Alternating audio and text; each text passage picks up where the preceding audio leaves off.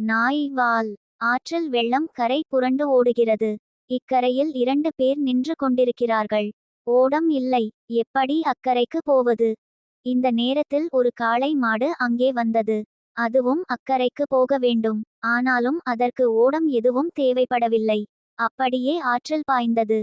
நீந்த ஆரம்பித்தது. இதை பார்த்த 2 பேரில் ஒருவர் ஆற்றில் குதித்தான்.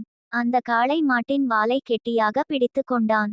காளை மாடு சுலபமாக அவனை இழுத்துச் சென்று அக்கரையில் சேர்த்துவிட்டது. அடுத்தவன் பார்த்தான். நமக்கு ஒரு வால் கிடைக்காதா என்று எதிர்பார்த்தான். இந்த நேரம் ஒரு நாய் வந்து ஆற்றில் குதித்தது. இதுதான் நேரம் என்று இவனும் ஆற்றில் விழுந்து அந்த நாயின் வாலை பிடித்து கொண்டான். இந்த மனிதனை இழுத்து கொண்டு நாயால் ஆற்றில் நீந்த முடியவில்லை, திணறியது. ஒரு கட்டத்தில் நாய் வாள் வாள் என்று கத்த ஆரம்பித்து விட்டது. விளைவு: இருவருமே ஆற்று நீர் போகும் திசையிலேயே மிதந்து போய்க் கொண்டிருக்கிறார். அவர்கள் போக வேண்டிய திசை வேறு, போய்க் கொண்டிருக்கிற திசை வேறு. கரை சேர நினைக்கிற மனிதர்களின் கதை இது. சிலர் கரையிலேயே நின்று விடுகிறார்கள். சிலர் காளையின் வாலை பிடித்து கொள்கிறார்கள். சிலர் நாயின் வாலை